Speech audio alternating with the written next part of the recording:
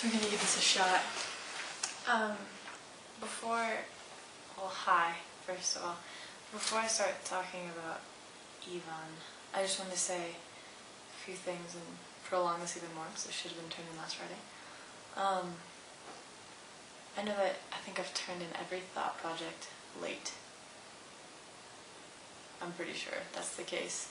And every time I've sent you an email or I've sent you something along with it that's apologized for that or gave you some nonsense excuse or told you that I had no excuse, which is usually the case, even if I pretend otherwise. I just want you to know that I do respect you a lot and that I know I would have benefited a lot from participating more in your class and investing more in your class.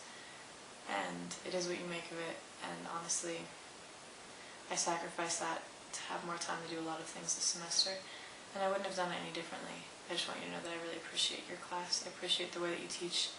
I appreciate the way that you interact with your students and the people who live with you, and that you treat them like people, and not just like students or children.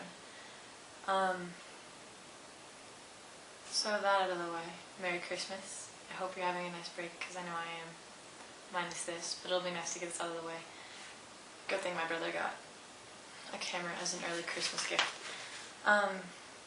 Okay, so I'm going to split this up into Yvonne and his perception of death and his perception in life versus mine, and give some sort of comparison there. So we'll start with life, I guess. It seems like a logical order. So what we talked about a lot in recitation was what makes your life worth it. And so everyone talked about if you have a goal and you're trying to reach it, and you do all these things that you hate to reach something you know will make you happy, is your life really worth it if you die in the middle of doing all those things? And everyone seemed to say no. Like, you would die miserable and you would think that your life wasn't worth it because you died doing things you didn't like, even if it was to get somewhere you know you wanted to be. And for me, like, I don't know, I feel like that's a lot of the way Yvonne looks at things. Like, we're talking the end of the book here. He's talking about, his marriage and how it was an accident in law school, and how it was just kind of like what happened. He just got pushed into that, and everything seemed really trivial, like, the further on he got. And then he's like, oh, my life wasn't worth it. And I don't think that's because he was doing things he hated, or didn't like, or was pressured into, or whatever, was just expected to do. I think if your life isn't worth it, it's because there's somewhere else you're not finding joy. And I think this book, Yvonne, people in general, tend to give way too much value to what you do and how that defines you. And that bothers me deeply, because I know that I haven't really done anything worthwhile, done really well in school, been a part of any cool clubs, or had any good job or anything like that. I think the things that I've done, the things that make my life worth it, are relationships I've built, things that I've learned, not like physics, not calculus, but things that I've learned about myself, things that I've learned about the world and other people that truly matter. I don't know, ways to find meaning. My relationship to what I believe to be an omniscient creator. I think that those things, doing those things, if you can do those things, if you can do love, I think that is what defines worth in a life. I don't know. Next on the list, I talked about how Yvonne goes, as soon as he got to the period that had produced the present Ivan Ilyich, all the seeming joys of his life vanished before his sight.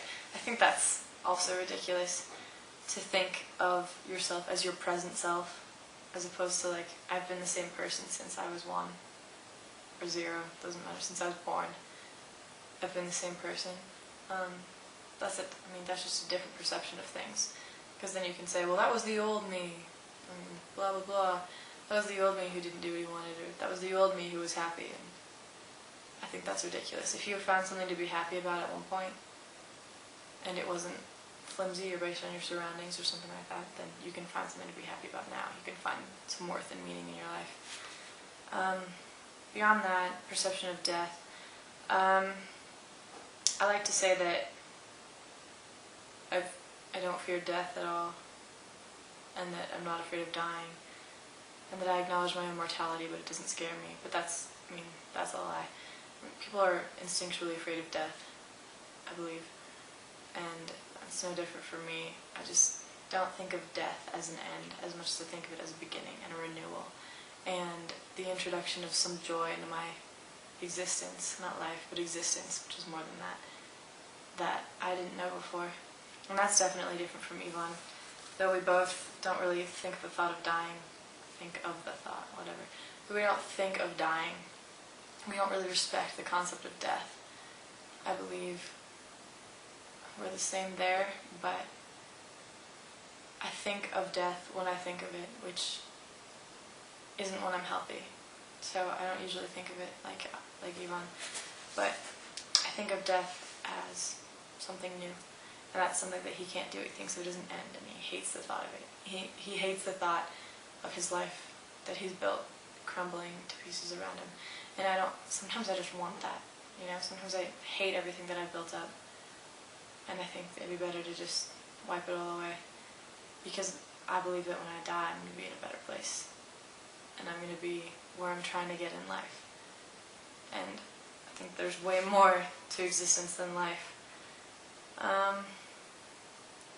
So basically, all of this is nonsense because I am Ivan Ilyich. I think most people are, in some sense. Like, okay, I want to be in the military, and I love the military. I love the thought of it. But then, you see commercials for the Marines or the Navy, and it's like this super intense music that everyone wants to be that I want to be affiliated with. It's people looking really sharp and professional. It's people that everyone looks up to. There's a military discount, everyone's like, woo, yeah, the military, Veterans Day. So, of course, part of me is knows that the military is a good place to be, an honorable job to have because of everyone else. So there's that. But why is that such a horrifying prospect? I mean, if I'm happy because of whatever reason, if I'm truly happy doing that, or if I can find happiness while I'm in that job, rather, not happiness that necessarily derived from that, is permanent happiness, then why is that a horrifying prospect to be like Yvonne? I think that being like Yvonne means being oppressed by what you do, and being made miserable but defining yourself by that misery and dissatisfaction. And in that case, I am not like him, and I praise God for that. But there's a little bit of him in everyone, because you can't escape what the people around you and the things around you tell you is right. And I'm in school right now because that's just what you do. And sometimes I wonder why I'm in school. And I know that I love to learn, but I know that there are other places to learn. And the list goes on. But happiness for me is not so dependent on what I do. And that, to me, seems ridiculous.